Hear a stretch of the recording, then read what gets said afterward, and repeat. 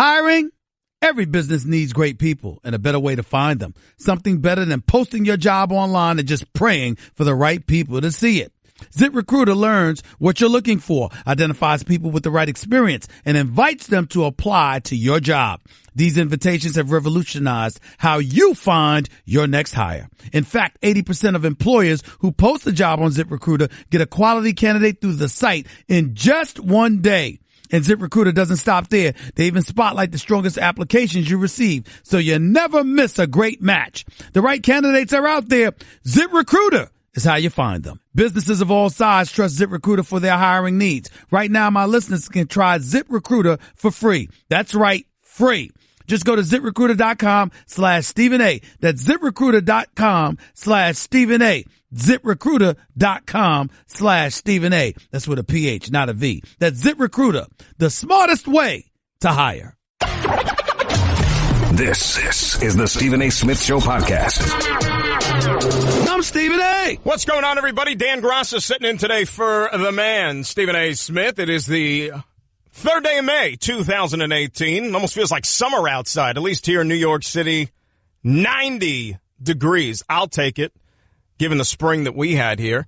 Phone number, as always, is 888-SAY-ESPN. That's 888-729-3776. And remember, Mother's Day is coming up. Instead of getting her the same expected gifts, find millions of gifts as unique as her on Amazon. You get free shipping on eligible orders over $25. Shop now at Amazon.com/Mother's Day. And it's time for some Straight Talk, brought to you by Straight Talk Wireless. Best phones, best networks, no contracts.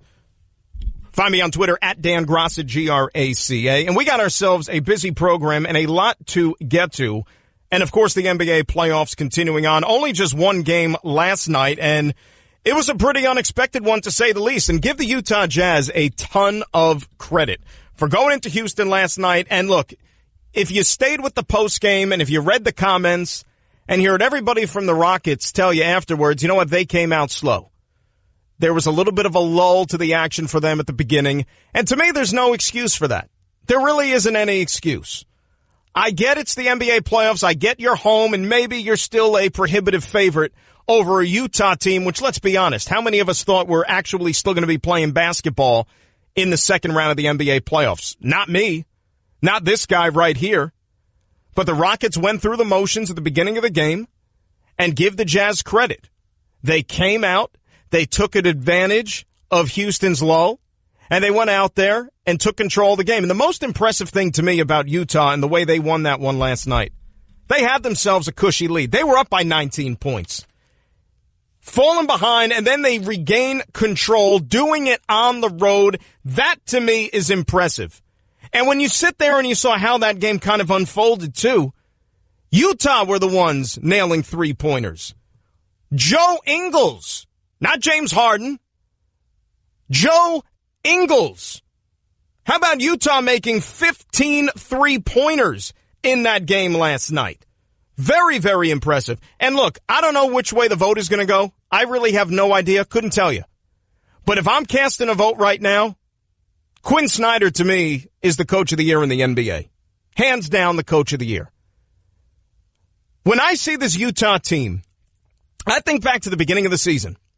And I was at Madison Square Garden one night. It had to be in November. Utah was in town to play the Knicks. And I was covering the game and, you know, meeting with Quinn Snyder before the game and so on and so forth. And I'm sitting there and I'm looking at this Utah team, and they were going through the motions. Remember, they didn't have Rudy Gobert at the time.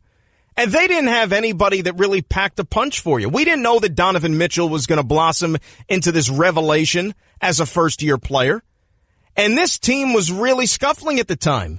Rodney Hood, who now wears a Cleveland Cavaliers uniform. He was their number one scoring option, and he was coming off the bench. I looked at this Jazz team and said, boy, they're going to be playing for the lottery here. I mean, it's obvious. They're not going to be any sort of a legitimate threat. So for them to do what they did and to win nearly 50 games, and for them to now play into the semifinals of the Western Conference, and now they got a game. They stole back home court advantage from the Houston Rockets in that one last night. That is so impressive. Again, I understand that all these awards are based on regular season merit. Quinn Snyder's the coach of the year. Quinn Snyder's the coach of the year. Now, can they steal this series? It remains to be seen. I still think that they're up against it, and I would expect a much better performance from the Houston Rockets when this series goes back to Utah for game number 3. But I'm sure you all saw the highlight talking about Donovan Mitchell and the putback slam really serving as the exclamation point in the fourth quarter of that basketball game last night. Very impressive. That kid is super talented, and the sky is the limit for him. And you know what's impressive about Donovan Mitchell, at least as it applies to last night and what happened in that basketball game? If you watch the sport long enough, you know that great players impact the game in more areas than just scoring points. And by all accounts, Donovan Mitchell had a rough night last night shooting the basketball. What was he, like 6 for 20 or something like that? He couldn't throw it into the ocean at times. He struggled. But still finding a way to impact the game, even if he can't make a shot. The putback slam, like I just alluded to, which was a huge momentum boost for that team. How about the 11 assists? Finding ways to get others involved. This kid is a fun player. And for years to come, you look at this Utah team, they probably have staying power in that Western Conference. They're going to be a force to be reckoned with. They really, really are. How about the performance of an Alec Burks off the bench last night? I mean, you would have thought that this was Michigan all over again. And Houston, on the other hand, they were completely awful defensively. As bad as they looked all postseason, we know that this team is going to score points. We know that they have prolific shooters, and they could tee it up on one end of the floor. Defensively, you take what you can get. But last night they were a complete no-show, and as we alluded to, that all started with getting off to a poor performance at the early part of this basketball game. And what about in crunch time? You know, I expect the Rockets to do better than shooting 25% in the fourth quarter of that game. Where was James Harden in the final 12 minutes? Where was James Harden? You know, this is supposed to be the MVP of the league, and a guy who's probably going to win the MVP of the league, going 2 for 7 in the final 12 minutes of that basketball game last night. You got to do better than that. And boy, I'll tell you something too. If Utah was going to pick a time to finally beat the Houston Rockets, to finally slay the Dragon this year, because Houston has had the upper hand, let's be honest about that. For them to pick this game last night on the road, I think it means even more. It means even more. Now, can they go out there and capitalize on this? And dare I say, take a lead in this series? If I'm the Jazz right now, you know what? I'll settle for a split for games 3 and 4 back in Utah. Sure, you'd like to get both, but you got to be realistic. Get one of the two. And you know what? I think they can. I expect this to be a 2-all series going back to Houston for game number 5. And then we'll play best 2 out of 3. So it was refreshing to see last night when you talk about the Jazz and what they're able to do. And I understand they don't have a lot of household names on that club. It's Utah. It's a small market. I get it. But I think everybody, if you're an NBA fan, you certainly know the exploits of Donovan Mitchell and how great he has been this year. And the scary thing is just how much better he can actually get. I mean, what's the ceiling for a Donovan Mitchell right now? So when you compare, or when you pair, I should say, a Donovan Mitchell, a Rudy Gobert, really, this is going to be a team to watch. You got that tag team duo in the Western Conference. And I don't know what the summer is going to hold. I don't know how things are going to change and who's going to go where, and, you know, all eyes on LeBron James and what he's going to do for his decision in terms of free agency. That's for the summer to worry about. Let's be perfectly honest. But for right now, you got a little bit of juice in that one series, because in the other series in the Western Conference, look, the Pelicans showed you some fight in game number 2. They battled, right? They gave it everything they had. But I think we could see now, especially with Steph Curry back, that the Pelicans aren't in the same league as the Golden State Warriors. But I do like, as I said, the effort and the fight was there a little bit more for me in game 2 as opposed to game 1.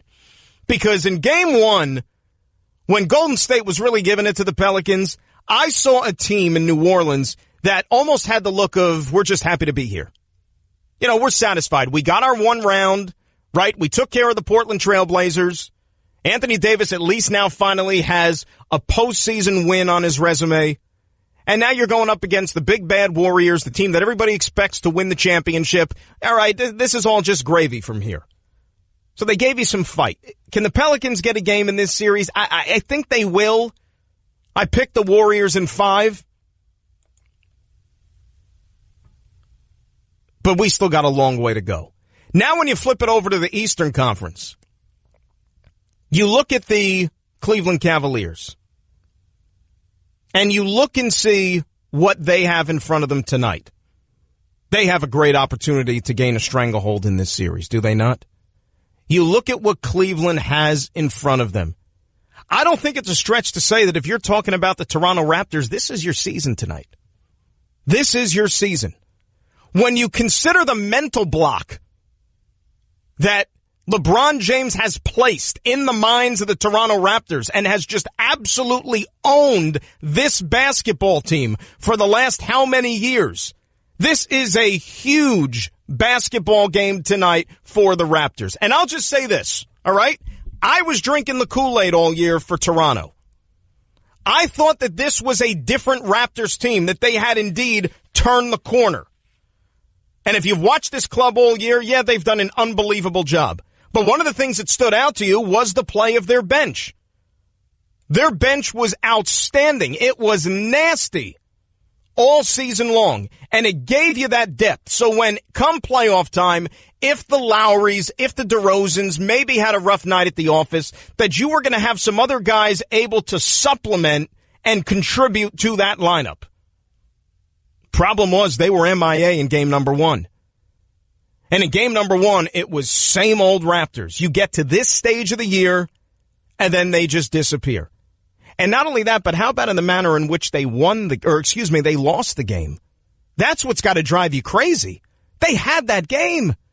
You know, I tweeted it out the other night right as it was happening. I said, you know, if Toronto doesn't come back and win this game in overtime, which they didn't, I mean, this is going to maybe go down as like their version of the Charles Smith game, which we all remember from years ago with the Knicks and the Bulls, which basically ended any hopes of the Knicks upsetting Chicago that year. When Charles Smith had how many times to put it in right underneath the basket, and he could not do so. That was Toronto at the end of regulation that night. How many looks did you need? I mean, they missed their last 11 shots in the fourth quarter of that game. And you know what the scary part about it is, too, with Toronto? LeBron wasn't even peak LeBron that night. Yeah, he went out there, and he played a bunch of minutes, and he did his thing, but it wasn't like scary good LeBron. It wasn't all-time good LeBron. So you had the chance to get that game, and you didn't. Do you really expect LeBron James to struggle to that extent 2 games in a row? I don't. And when I say struggle, that's a very loose term, don't you think? Because he still was okay, and most guys would sign up for that each and every time they step foot on the basketball court. So I expect a better performance for LeBron James. And if you're the Raptors, where do you go from here? You know, what can you do differently? And the thing about Cleveland, which is interesting, we know they have LeBron. We know they have the best player. But really, their fate is tied to their bench and to their supporting cast. Not even their bench, their supporting cast in general. Guys not named LeBron James. Because if they are going to make some noise, and if they are going to continue on in these playoffs, and continue on, how about just beat Toronto? If they're even going to do that, they're going to need some contributions from other players. And they got that in game number one. You know, Kyle Korver actually showed up, made some shots. J.R. Smith made some shots.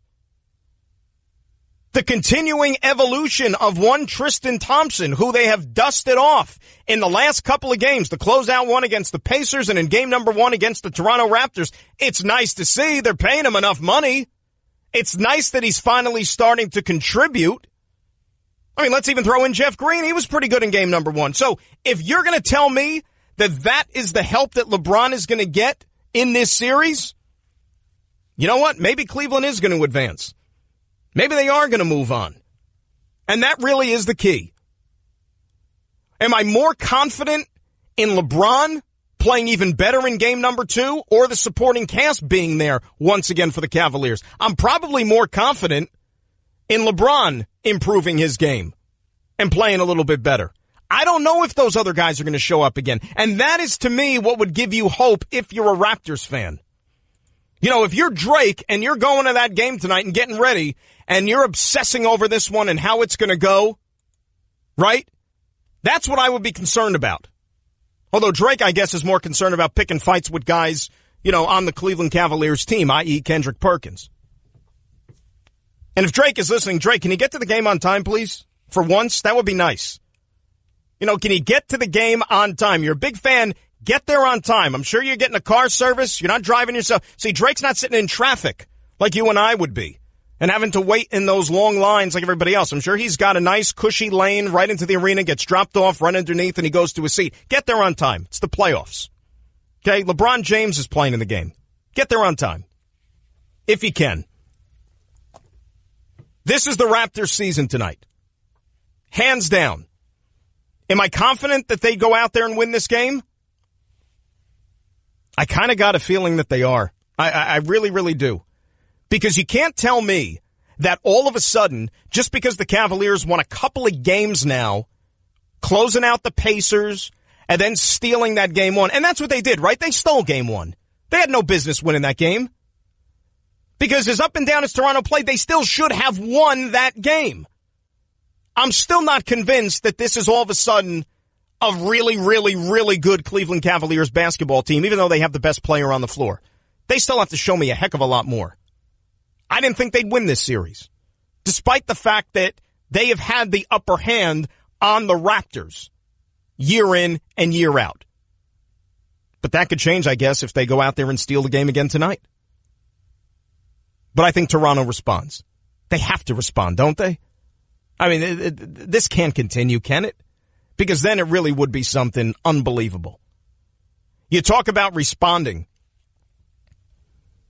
What are the Philadelphia 76ers going to show you tonight? Right? That's another one. How do they get off the mat after a disappointing performance in game number one? See, I think what you saw with the 76ers is you saw a team that maybe started to believe their press clippings too much. And I'm right there with the rest of them. I was tooting their horns as well.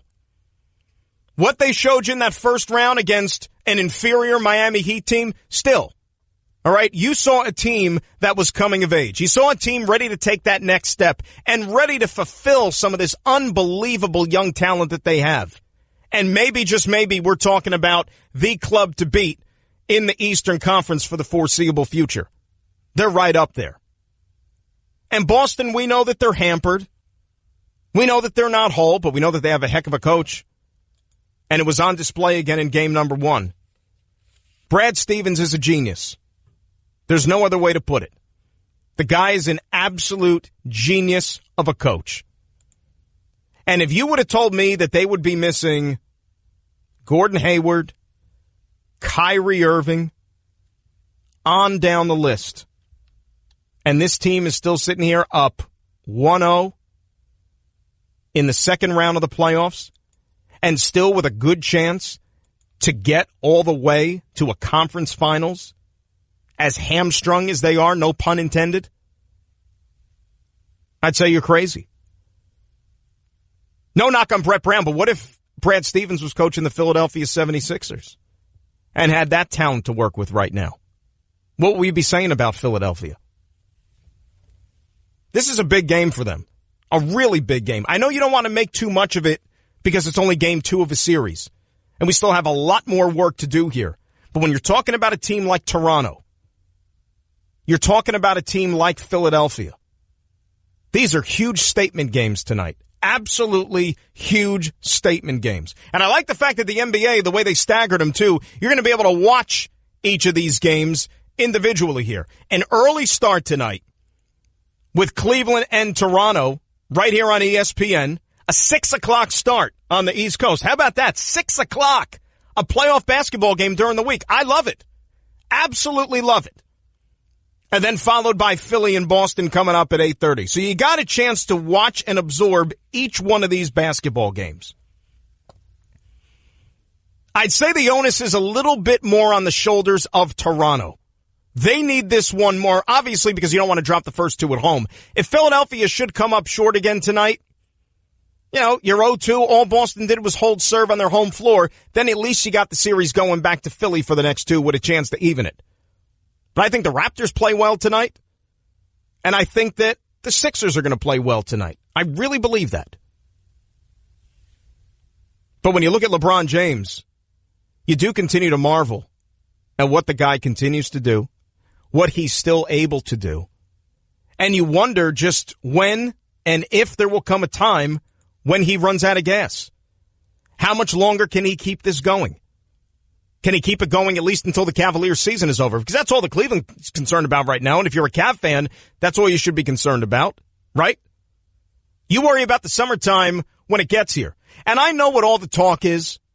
And I know what all the conversation has been about and what the indications are that he's going to be playing elsewhere next season and he's going to go to the West Coast and on and on. You know, we worry about that once July gets here.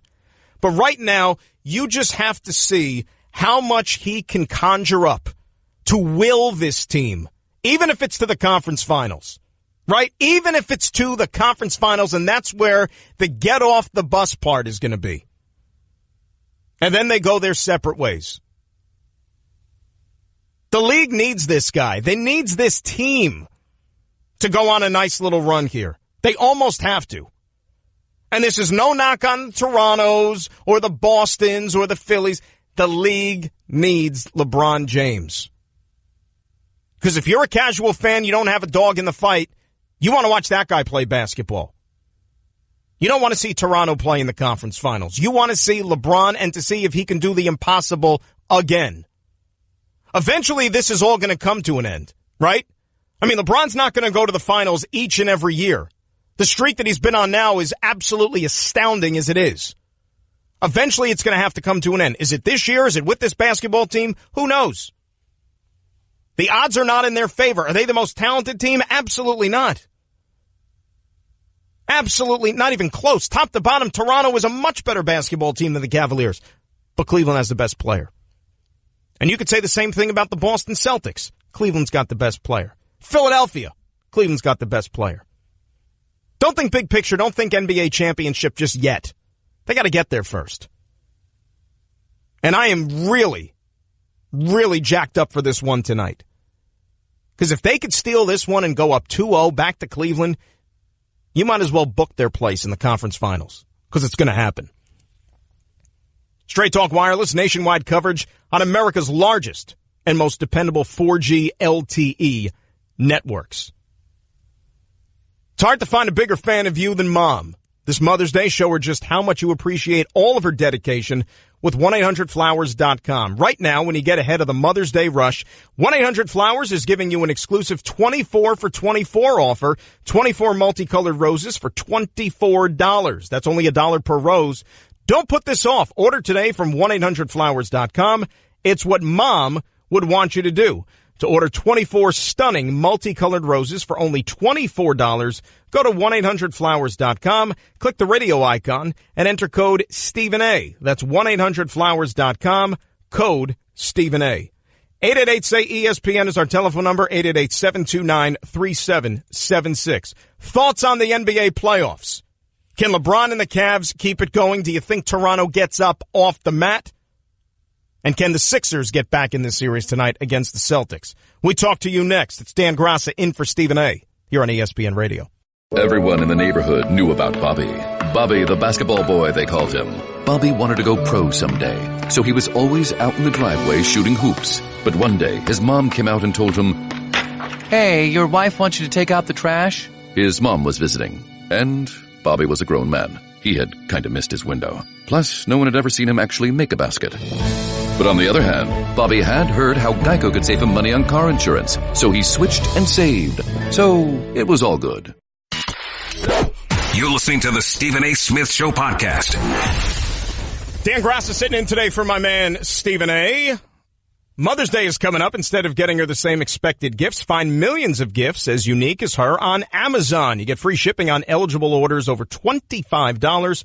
Shop now at Amazon.com/Mother's Day. And the Stephen A. Smith Show is brought to you by Vivid Seats, the official ticketing partner of ESPN. Download the free Vivid Seats app today to get your tickets. 888-SAY-ESPN is a telephone number, 888-729-3776 as we talk NBA playoffs. And if you want to tweet at me, you can follow me at Dan Graca, Graca. Let's get right to these busy calls, though. Chris is in L.A. Christopher, you're on ESPN Radio. How are you? Hey, I'm doing well, Dan. Good to talk to you. I usually talk to Stephen A, so this is my first time. But anyways, I want to jump on with what I saw from the Jazz yesterday. Yep. I believe that they're the deeper team. They go 8 or 9 deep. Rubio comes back, that'd be 9 deep. They're exceptionally well coached. When Donovan Mitchell picked up his third foul in the second quarter, they did not panic. I believe they've been physical with James Harden, and I don't think that was an aberration because they won 6 out of the 8 quarters that they played so far against Houston. So that wasn't something that should have been so surprising. And going back to Utah, if they win Game 3, the immense amount of pressure on Houston to win Game 4, oh, man, that can be a scary thing. But Chris, like I said a little bit earlier, though, I mean, if you follow basketball, and it sounds like you do, okay, and you're a good fan, isn't it amazing that we're sitting here talking about Utah just 3 wins away from the Western Conference Finals, the way the team looked at the beginning of the season? None of us knew Donovan Mitchell was going to be this revelation. None of us did. No. I agree, but for him to not shoot the ball that well and still have that impact, I mean, the dunk in itself was just amazing, but I believe his presence on the floor alone, they just share the ball. They're not depending on Donovan Mitchell so much. Yes, he leads the team in scoring. He's their primary ball handler, but they share the ball. Crowder coming off the bench. Alec Burks, who's underrated. They have more ball handlers and more playmakers than Houston does. Outside of James and Chris Paul, that's all they have who can put the ball on the ground and get their own shot. Utah has multiple guys who can do that, who have shown so far they can do that. And Crowder is that guy. I think he was the right fit from that trade coming from Cleveland to have that girth and that person who is going to be physical with the other team's best player. And that was a great trade for Utah, in my opinion, Dan, honestly. Yeah. It's worked out major for them. And Chris, thank you for the phone call. And this is a fun team to watch. And I understand, look, it's the Utah Jazz. You know, maybe they don't have the household names like some of these other teams do, right? It's a long ways. I mean, some of you might be old enough to remember the Stockton Malone days when Utah, it seems like they were in the conversation year in and year out. We're a long ways from then, a long ways away. But you take Donovan Mitchell, you take Rudy Gobert, different type of players than Stockton Malone were. Let's get that right out there. But still, they're good players. And if they're going to be the driving forces behind this Jazz team for the years to come in that Western Conference, you know what? If you're a basketball fan, you benefit from that. By the way, I just want to say I misspoke earlier. All right, when I was talking about Alec Burks and I said Michigan, I'm still in my Knick season mode, I'm sorry. And I said Burks and I just went Trey Burke, and that's why I said Michigan. Of course, Alec Burks went to Colorado, so I apologize for that. But thanks for everybody for catching that on Twitter. Let's say hi to Timmy in Texas. Tim, you're on ESPN Radio. How are you? What's up, Dan? I was just going to talk about the Cleveland and Toronto series. Yeah. You think if Cleveland happens to close out what they got to do tonight in Toronto, you think it's going to be a sweep going on? I don't think it'll be a sweep, no, because I still think from top to bottom the Cavs are not a great basketball team. I think that Toronto will not get swept. And like I said, I think Toronto wins the game tonight. Should they lose, though? No, I don't think Cleveland's good enough to sweep the Raptors. Remember, Cleveland needed 7 games to beat Indiana. And who's a better team, Indiana or Toronto? Toronto's the better team, but Cleveland had no help in that last series. It was all LeBron James. George Hill didn't show up. Jordan Clarkson didn't show up. Larry Nance didn't show up. Kevin Love was nowhere to be found. Still nowhere to be found. Right. But again, that's my point. Do you trust this team? Because I don't. You know, that's why I don't think that Cleveland is good enough to sweep anybody. Because if you're telling me, as I said a little bit early on, do I think the supporting cast, the guys that showed up last game for Cleveland, if they're going to be there again tonight, I do not. I mean, that is I know LeBron will be there. I know LeBron is going to do his thing, but those other guys, no shot. No shot. And I haven't even brought up Kevin Love. You talk about a disappointment. Timmy, you hit it right on the head, and I thank you for the phone call. You know, where's he been? Kevin Love is a $100 million third wheel who is being asked to play the role of Robin to LeBron James's Batman. And I don't think that he's capable of doing so. He hasn't shown it. And I know that he's been hamstrung with some injuries and stuff like that, and it's been a rough road for him. And, you know, he wrote that very public omission about, you know, his struggle with anxiety and so on and so forth. All well and good. But unfortunately, it's a bottom line business, and you got to go out there and produce. And has Kevin Love given the return to the Cavaliers that they are paying him to give? Hey, he was part of a championship team, I'll give you that. And he was instrumental that year alongside Kyrie and LeBron. I get it. But right now, when they need him to step up, when they expect him to be that number 2 to LeBron? I don't think he's been there consistently enough. I really, really don't. Brian's in California. He's next. Brian, you're on ESPN Radio. How are you? I'm good, sir. How you doing? Thanks What's for up, taking my Brian? call. Thank you. No problem. Earlier you said LeBron had a subpar game 1 against Toronto, and I'm not disagreeing with you at all. But isn't it wild how somebody or that man can have a triple-double and we call it a subpar game? Oh, absolutely, because that's what the expectations are. You expect him to be Superman, right? I mean, he just didn't. When I say he didn't have a good game, he just didn't have a great game shooting the basketball. Do you think triple-doubles are overrated or just overrated or become a normality when it comes to him? It's become a normality when it comes to him. And again, you know what he is? He is, Brian, and it's not just LeBron. It's great players in all sports. Tiger Woods is still suffering from this. Okay? When you look at guys even like, Roger Federer in tennis, the guys who have set the bar so high, Tom Brady and all the greats, I don't have to tell you, we just expect them to go out there and put up video game-like performances game in and game out. And when they aren't perfect in every single facet of the game, we sit there and say, oh, that was a little bit of a come down for him.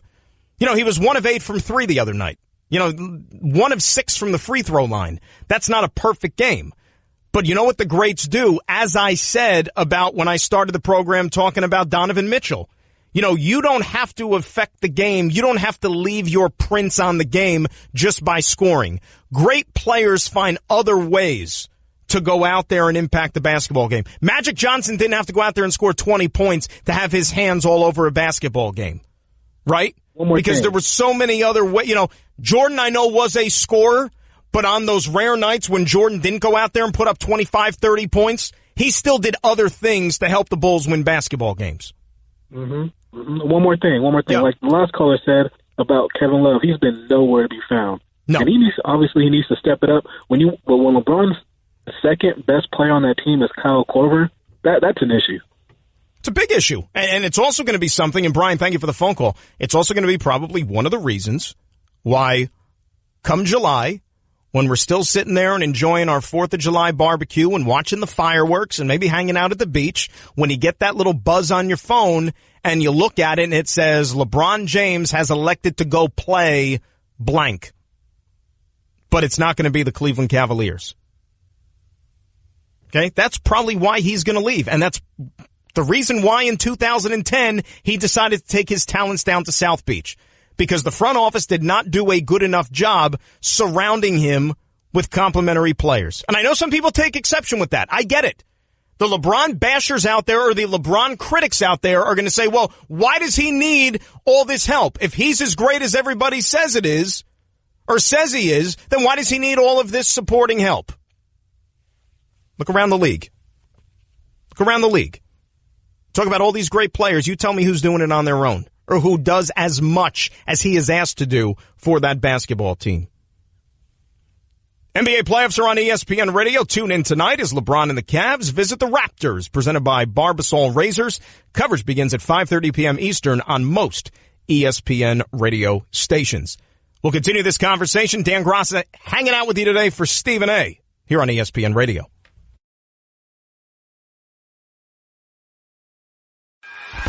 Guess what? You're in the middle of the Stephen A. Smith Show podcast. Damn it, I mean it! Welcome back. Dan Graca in for Stephen A. here on a beautiful Thursday afternoon.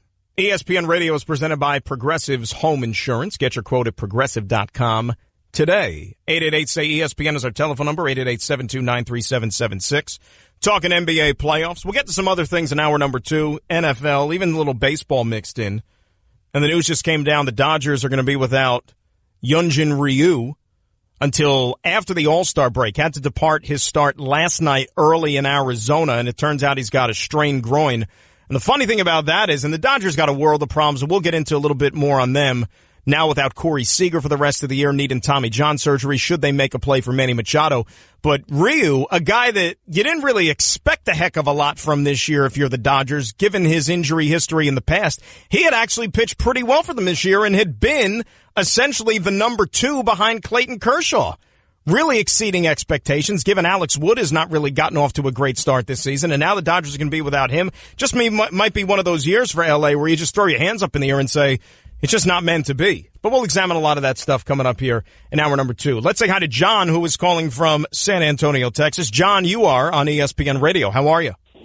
Yeah, I'm doing pretty good, man. I just wanted to comment because I know Stephen A. was kind of down on the Knicks interviewing Budenholzer and Kenny Smith, and he really wants Mark Jackson. But, I'm from San Antonio. I'm a Knicks fan, but I'm from San Antonio, and I hope they realize that Mark Jackson's not getting the job, by the way. He's not getting the job. So that's we can forget about that. I'm so happy for that. Yeah. But the best shot the Knicks have of landing Kawhi Leonard, almost guaranteed, is if they hire Budenholzer or they hire Kenny Smith because of the relationship both those guys have with Popovich.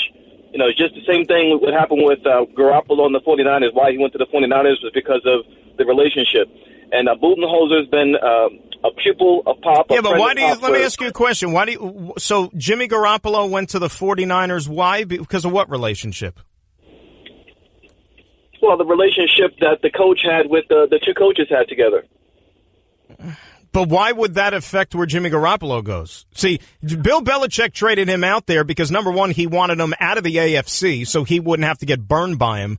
And number two, the only reason Jimmy Garoppolo is staying out there in San Francisco is they paid him more than any other quarterback in the NFL. That's the reason. I don't think it has to do much with the relationships. But continue. Make your point. That he didn't want him in the West Coast, that he was going to trade him to the East Coast. Here's what I'll say about relationships and how that applies. And Johnny, I thank you for the phone call as it pertains to Kawhi Leonard. Okay. David Fizdale is in the running and one of the finalists to get this Knicks job. And I don't think that would be a bad move necessarily. One thing that I can say about the NBA right now, relationships do indeed play a big factor in things. Absolutely they do. David Fizdale is a guy. He's a younger coach. And he has forged strong relationships in and around the league as it pertains to players, influential players. If you're making a list right now, and I asked you to say, who are the most influential players in the league? LeBron James is at or near the top of the list, is he not? He is a David Fizdale ally from their time in Miami. Dwayne Wade has his back as well. Now, and here's where relationships aren't necessarily the end-all, be-all, though, as our previous caller was talking about. If David Fizdale gets the Knick job, you think LeBron's coming to the Knicks? Of course not. Of course not. But if there's another player out there who's considering coming to Broadway, don't you think that word gets to LeBron James or through an associate or some back channel, and they say, well, give me the 411 on Fizdale.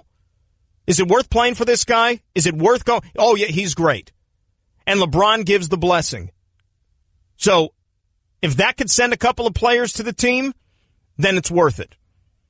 Mike Budenholzer, though, who was a former Popovich guy with the Spurs, if he gets the Knick job, does that mean Kawhi Leonard is coming to New York necessarily? I don't think that that's going to be sealing the deal necessarily. I don't think it would hurt. But if you're going to tell me the Knicks head coach is going to be either David Fizdale or Mike Budenholzer, you could do a lot worse. But at the end of the day, all right, a coach is only as good as the players he has to work with. You need the horses. Mike Budenholzer was the coach of the year a couple of years ago in the NBA, right? With the Atlanta Hawks. When he won 60 games, they were the 1 seed in the Eastern Conference. Why? Because he had 4 All-Stars. They had talent. Remember when they had the Millsaps and the Corvers and the Teagues and the Horfords? Remember that? They still couldn't win in the playoffs, but he had talent. And now Atlanta completely just stripped that thing down. They're clearly rebuilding, and they couldn't win. And good for Budenholzer to get the heck out of there. He saw the writing on the wall. He said, there's no way I'm going to be able to win with this franchise. There's no way. No way at all. So if you surround this guy with some pieces and you give him the talent, he's a good coach. David Fizdale, what he did last year in Memphis, in the Western Conference, mind you, got him to the playoffs, took the Spurs to 6 games in the first round. Then this year got off to a good start, remember. Got off to a good start. Then Mike Conley got hurt, unfortunately, because, you know what? Mike Conley always gets hurt. And then he had a war of words with Marc Gasol, and the organization sided with the superstar player. That happens. But if those two guys are, let's say, the finalists for the Knick job, I think that the Knicks would do themselves pretty good in naming one of them the head coach. I really believe that. We got 1 hour down. We got another to play with. Here on a busy Thursday, it's Dan Graca filling in for Stephen A. here on ESPN Radio. That's just a sample of what you'll hear on the Stephen A. Smith Show. Weekdays at 1 p.m. Eastern on ESPN Radio and the ESPN app. Hiring? Every business needs great people and a better way to find them. Something better than posting your job online and just praying for the right people to see it. ZipRecruiter learns what you're looking for, identifies people with the right experience, and invites them to apply to your job. These invitations have revolutionized how you find your next hire. In fact, 80% of employers who post a job on ZipRecruiter get a quality candidate through the site in just 1 day. And ZipRecruiter doesn't stop there. They even spotlight the strongest applications you receive, so you never miss a great match. The right candidates are out there. ZipRecruiter is how you find them. Businesses of all sizes trust ZipRecruiter for their hiring needs. Right now, my listeners can try ZipRecruiter for free. That's right, free. Just go to ZipRecruiter.com/Stephen A. That's ZipRecruiter.com/Stephen A. ZipRecruiter.com/Stephen A. That's with a PH, not a V. That's ZipRecruiter, the smartest way to hire. This is the Stephen A. Smith Show podcast. I'm Stephen A. Welcome back. Dan Graca in for Stephen A. here on a beautiful Thursday afternoon. ESPN Radio is presented by Progressive's Home Insurance. Get your quote at Progressive.com today. 888-SAY-ESPN is our telephone number, 888-729-3776. Talking NBA playoffs. We'll get to some other things in hour number 2, NFL, even a little baseball mixed in. And the news just came down. The Dodgers are going to be without Hyunjin Ryu until after the All-Star break. Had to depart his start last night early in Arizona, and it turns out he's got a strained groin. And the funny thing about that is, and the Dodgers got a world of problems, and we'll get into a little bit more on them now without Corey Seager for the rest of the year, needing Tommy John surgery, should they make a play for Manny Machado. But Ryu, a guy that you didn't really expect a heck of a lot from this year if you're the Dodgers, given his injury history in the past, he had actually pitched pretty well for them this year and had been essentially the number 2 behind Clayton Kershaw. Really exceeding expectations, given Alex Wood has not really gotten off to a great start this season, and now the Dodgers are going to be without him. Just might be one of those years for L.A. where you just throw your hands up in the air and say, it's just not meant to be. But we'll examine a lot of that stuff coming up here in hour number 2. Let's say hi to John, who is calling from San Antonio, Texas. John, you are on ESPN Radio. How are you?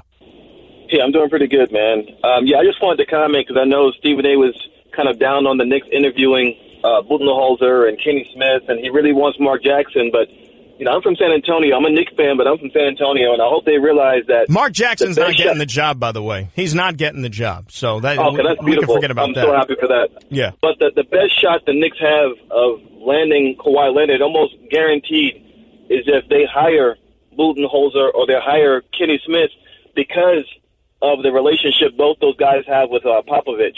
You know, it's just the same thing what happened with Garoppolo and the 49ers. Why he went to the 49ers was because of the relationship. And Budenholzer's been a pupil of Pop. Yeah, but why do you? Let me ask you a question. Why do you? So Jimmy Garoppolo went to the 49ers. Why? Because of what relationship? Well, the relationship that the coach had with the two coaches had together. But why would that affect where Jimmy Garoppolo goes? See, Bill Belichick traded him out there because, number one, he wanted him out of the AFC so he wouldn't have to get burned by him. And number two, the only reason Jimmy Garoppolo is staying out there in San Francisco is they paid him more than any other quarterback in the NFL. That's the reason. I don't think it has to do much with the relationships. But continue. Make your point. That he didn't want him in the West Coast, that he was going to trade him to the East Coast. Here's what I'll say about relationships and how that applies. And Johnny, I thank you for the phone call as it pertains to Kawhi Leonard. Okay. David Fizdale is in the running and one of the finalists to get this Knicks job. And I don't think that would be a bad move necessarily. One thing that I can say about the NBA right now, relationships do indeed play a big factor in things. Absolutely they do. David Fizdale is a guy. He's a younger coach. And he has forged strong relationships in and around the league as it pertains to players, influential players. If you're making a list right now, and I asked you to say, who are the most influential players in the league? LeBron James is at or near the top of the list, is he not? He is a David Fizdale ally from their time in Miami. Dwayne Wade has his back as well. Now, and here's where relationships aren't necessarily the end-all be-all, though, as our previous caller was talking about. If David Fizdale gets the Knick job, you think LeBron's coming to the Knicks? Of course not. Of course not. But if there's another player out there who's considering coming to Broadway, don't you think that word gets to LeBron James or through an associate or some back channel, and they say, well, give me the 411 on Fizdale. Is it worth playing for this guy? Is it worth going? Oh, yeah, he's great. And LeBron gives the blessing. So if that could send a couple of players to the team, then it's worth it. Mike Budenholzer, though, who was a former Popovich guy with the Spurs, if he gets the Knick job, does that mean Kawhi Leonard is coming to New York necessarily? I don't think that that's going to be sealing the deal necessarily. I don't think it would hurt. But if you're going to tell me the Knicks head coach is going to be either David Fizdale or Mike Budenholzer, you could do a lot worse. But at the end of the day, all right, a coach is only as good as the players he has to work with. You need the horses. Mike Budenholzer was the coach of the year a couple of years ago in the NBA, right? With the Atlanta Hawks. When he won 60 games, they were the 1 seed in the Eastern Conference. Why? Because he had 4 All-Stars. They had talent. Remember when they had the Millsaps and the Corvers and the Teagues and the Horfords? Remember that? They still couldn't win the playoffs, but he had talent. And now Atlanta completely just stripped that thing down. They're clearly rebuilding, and they couldn't win. And good for Budenholzer to get the heck out of there. He saw the writing on the wall. He said, there's no way I'm going to be able to win with this franchise. There's no way. No way at all. So if you surround this guy with some pieces and you give him the talent, he's a good coach. You know, David Fizdale, what he did last year in Memphis, in the Western Conference, mind you, got him to the playoffs, you know, took the Spurs to 6 games in the first round. Then this year got off to a good start, remember. Got off to a good start. Then Mike Conley got hurt, unfortunately, because, you know what, Mike Conley always gets hurt. And then he had a war of words with Marc Gasol, and the organization sided with the superstar player. That happens. But if those two guys are, let's say, the finalists for the Knick job, I think that the Knicks would do themselves pretty good in naming one of them the head coach. I really believe that. We got 1 hour down. We got another to play with. Here on a busy Thursday, it's Dan Graca filling in for Stephen A. here on ESPN Radio. I just saved hundreds of dollars by switching to Geico. I feel like a whole new person.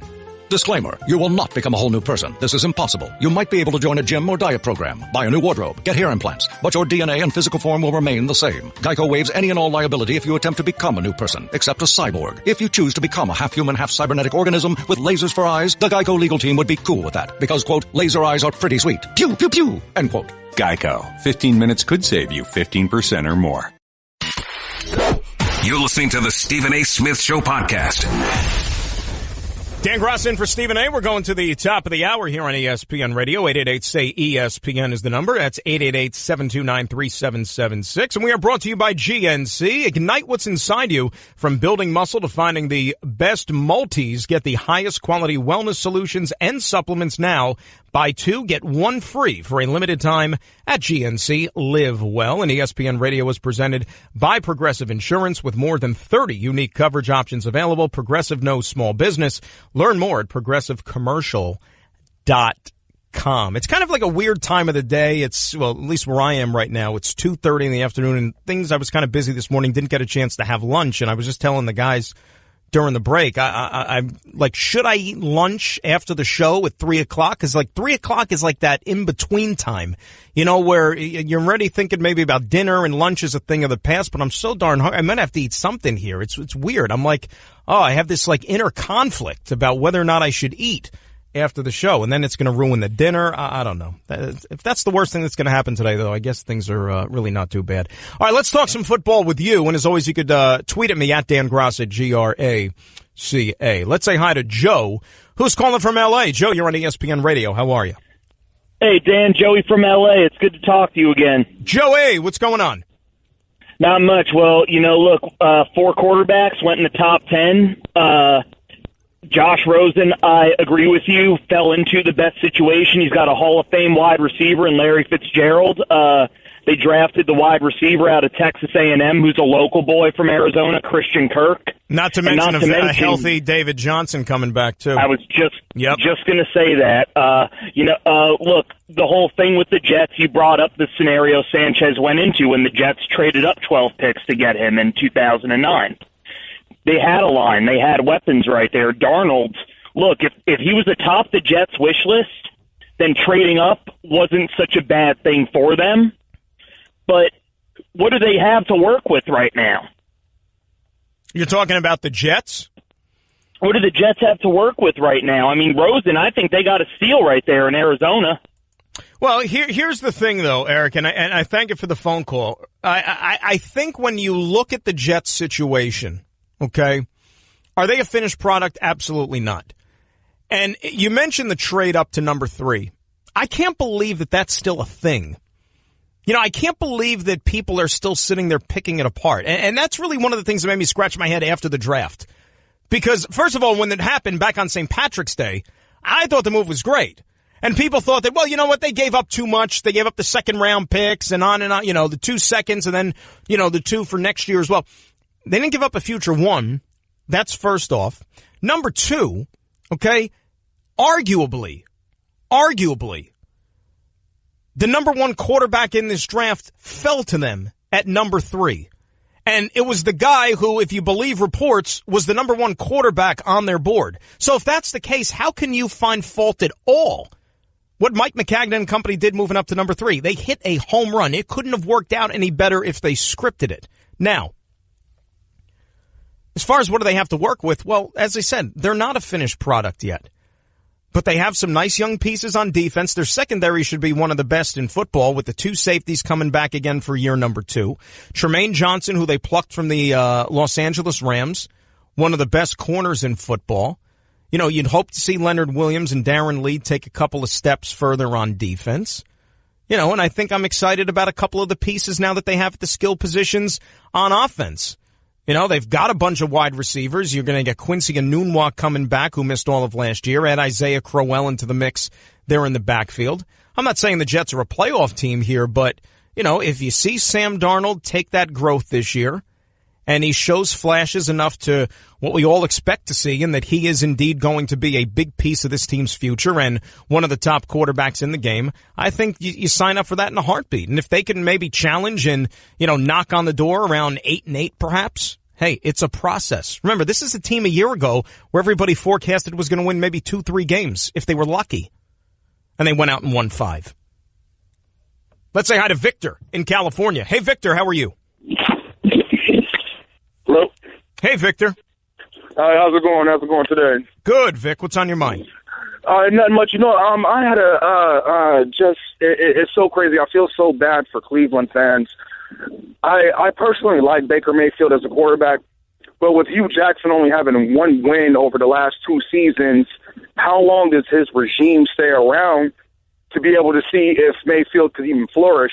Because the number one thing I don't like about GMs and coaches, or I should just say GMs in general, is, getting off to a slow start or having another bad season, and you have to hit the reset button. All the coaches get fired. You have to bring in a new offensive coordinator. I mean, how often do we see these young quarterbacks go through 4 or 5 offensive coordinators in their first 4 or 5 seasons? So I guess what I would say is my question would be is how long does Baker Mayfield have before they move on to their next quarterback? Great question. It's a tremendous question. And look, Victor, and I thank you for the phone call.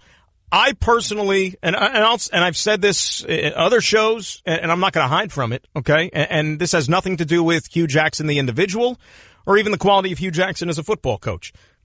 If it were me, all right, and say what you want about football, and yes, it's a team, it's a sport, it's also entertainment, and it's also a business. First and foremost, it's a business.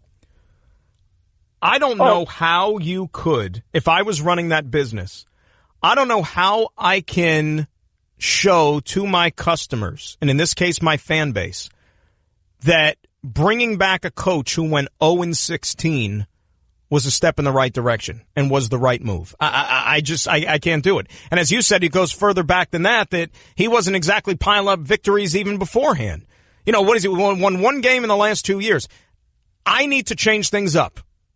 I need to go in a different direction because you know what? Whoever I do bring in, it can't get any worse. That's first and foremost. And Victor brought up an excellent point, though, about this owner in Jimmy Haslam, who has been known to have a very quick trigger finger in the past. And the one thing that you can define the Browns on in recent years is their instability as an organization. So now John Dorsey is in there calling the shots and making all the decisions. Okay, he drafted Baker Mayfield. That's going to be his quarterback. But let's remember something. John Dorsey did not hire Hugh Jackson to be the head coach. He decided to retain him for another year, but he didn't necessarily bring him in and say, all right, you're my guy for the next 5-10 years. That didn't happen either. So you tell me, if Hugh Jackson and the Browns this year go, 2-14, even though they've improved the roster, even if they go win 4 or 5 games, is that going to be enough for John Dorsey to say, I like the direction we're going here, and just for the sake of not upsetting anything regarding my new rookie quarterback in Baker Mayfield, I'm going to keep this plan going in the same direction? And remember, Todd Haley was brought in to be the offensive coordinator. Could they possibly be looking at a Todd Haley as a guy that could take over eventually and be a head coach again? I don't know. I'm very curious to see how that dynamic is going to work out. That should be very, very interesting. But no, do I think that Hugh Jackson is the guy for the foreseeable future for Cleveland? No, I do not. And again, if it was up to me, I would have made the change already. I would have made the change. Fernando's in New Jersey. Fernando, you're on ESPN Radio. How are you? Dan, great show. Keep up the great work. Dan, a big Cowboy fan. Yeah, I just want to get your thoughts. It's been a really weird offseason. Notwithstanding certainly the drama about Dez's departure, learning today the finality of Witten's retirement. And, you know, I have to sort of use a WWE type of comparison here when it comes to Jerry Jones. I am just, Jerry should look in the mirror, and he should just be ashamed that, you know what, due to just some really bad personal decisions over the years, he cost a guy that's a borderline Hall of Famer in Romo a ring. He cost a first ballot Hall of Famer in Witten a ring by just having Romo's not a borderline Hall of Famer, by the way, but that's neither here nor there. Well, I mean, he was a very good quarterback. I mean, he was a very good quarterback, right? But I mean, even borderline Hall of Fame is saying a lot.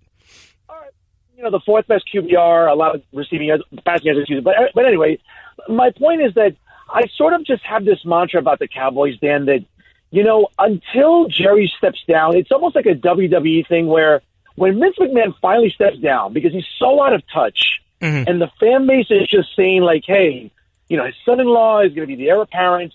You can see that he has a good head on his shoulders, has a good business mind, has a good sense of the operational model that is necessary for success. I just have that sense with Stephen Jones, Dan, because I just think Jerry's been out of touch. And, yeah, the Cowboys got a little younger, and the Cowboys right now had a nice draft. Maybe could have been a better draft. And, a lot of things have to go right for them to stay healthy, and hopefully they can maybe contend against the Eagles. But I just, I think Jerry should look in the mirror today and say, you know what? Here's Jason Witten retiring for a guy that should have had a ring by now. And just over the years of just poor personnel decisions, as a Cowboy fan, Dan, and I know I speak for a lot of people listening today, It's frustrating. And I'm hoping that, again, the day that Jerry steps down, I just think that's finally going to be the day that maybe the Cowboys turn the corner and maybe become this model franchise where they're going to be able to at least have some stable success. Listen, 2 years ago they went 13-3, and they had a really nice season. But until they get rid of Garrett, who I'm sorry, Dan, the guy is garbage. He chews more gum than a cheerleader. All he does is clap his hands on the sideline. I think that just you need a coach that's going to light a fire under the Fernando, I hear that you're frustrated. And look, I'm not going to hold it to Jason Garrett based on the amount of gum that he consumes. I mean, that's really nitpicking there. And I'll address all your comments about the Cowboys. We'll also talk about Jason Witten here coming up. I want to do that next. But I want to tell you first that spring has arrived, so that means So is the Major League Baseball season. The crack of the bat, the smell of the grass. It's time to head to the stadium and experience all the action. What's the best way to get tickets to the ballpark? With Vivid Seats. Just download the free Vivid Seats app and easily find seats wherever your favorite team is playing. From front row to upper deck, Vivid Seats has options to fit your needs. After all, spring is here. Get outside and treat yourself to tickets to your favorite team. Download the free Vivid Seats app today. Vivid Seats, the official ticket partner of ESPN. 888-SAY-ESPN. That's 888-729-3776. Dan Graca in for Stephen A. We'll talk some Cowboys as we go to the top right after this. Guess what? You're in the middle of the Stephen A. Smith Show podcast. Damn it, I mean it! Dan Graca in for Stephen A. today. 888-SAY-ESPN. 888-729-3776. You can tweet at me at Dan Graca, Graca. And you know what? It's hard to find a bigger fan of you than Mom. This Mother's Day, surprise her with 24 multicolored roses for just $24 from 1-800-Flowers.com. To order, go to 1-800-Flowers.com/ESPN. Before we went to break, we had a caller, Fernando, talking about the Cowboys and Jerry Jones and lamenting the state of the franchise right now and what they've kind of become. And I get the frustration. And look, I've been doing this a while, okay? I've heard from Cowboy fans for a very long time. You know that the Cowboys, when you're doing national radio, Cowboys are going to be a hot-button topic no matter where you are because there's Cowboy fans all over the place. And it doesn't matter what goes on with the Cowboys, fans just don't like Jason Garrett. They don't. They see him as Jerry Jones's puppet, and that's the only reason he's qualified to be a head coach. I'll say this about Jason Garrett. Do I think he's Tom Landry? No, I do not. Do I think that he's Jimmy Johnson? No, I do not. But he's not the worst coach in the league. All right? Jason Garrett was the coach of the year a couple of years ago when he had a healthy team, when he had a healthy offensive line, when he had Zeke Elliott all year. And remember even in 2014 when they went all the way to that second round in Green Bay. And now the Des Bryant play might have been ruled a catch, right? And who knows where it would have gone from there. When you have a full complement, he's shown that he could win. And even last year, where you had such a tumultuous affair with that club, and you had the Ezekiel Elliott stuff, and he ended up missing how many games, and you had injuries on that offensive line, they still went 9-7. They went 9-7. I mean, the Cowboy fan, they make you think that they went 6-10, and they were completely healthy, and everything was cracked up like it was supposed to be. So Jason Garrett is the least of the Cowboy problems right now. I honestly and truly believe that. The least of their concerns. You know what I'm worried about if I'm a Cowboy fan? Number one, Zeke Elliott staying out of trouble and concentrating on football and making sure that he wants to play 16 games a season and not do any of this other garbage off the field. That's number one. Number two, okay, I need to know if Dak Prescott is going to continue to get better and take that next step, because he wasn't as good last year as he was during his rookie season. And now there's no more safety blanket, right? As soon as I said last year, Tony Romo went away. That luxury to have there as an aide on the sidelines, that is gone.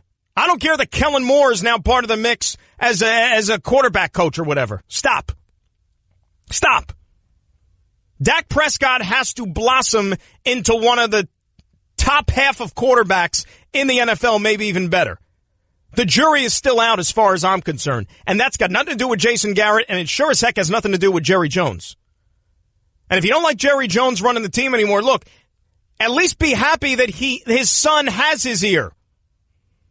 And if Jerry Jones was still stubborn and wasn't listening to other people in his inner circle, then Johnny Manziel would have been a Dallas Cowboy.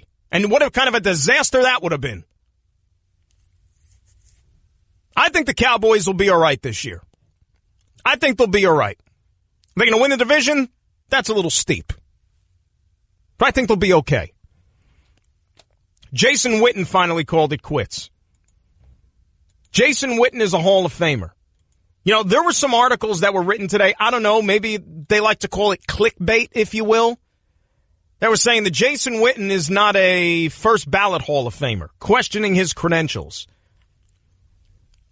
Unfortunately, when guys play a long time, they get this label of being compilers. It's not Jason Witten's fault that he played 15 years. It's not Jason Witten's fault that he put up numbers. There's only 3 other guys in football history who've caught more passes than Jason Witten. And I know that there's not a lot of tight ends in the Hall of Fame. There's 8 of them, as a matter of fact. Jason Witten will be 9.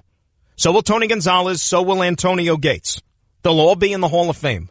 Witten is very deserving. And if the reports are true, maybe we're going to hear Jason Witten on Monday Night Football pretty soon. That would be a lot of fun. Thanks to John, thanks to Kat, thanks to Nuno, thanks to you guys. Remember, you can tweet at me at Dan Graca. It was a pleasure hanging out with you for the last couple of hours. We'll talk to you soon. Enjoy your day here on ESPN Radio. That's just a sample of what you'll hear on the Stephen A. Smith Show. Weekdays at 1 p.m. Eastern on ESPN Radio and the ESPN app.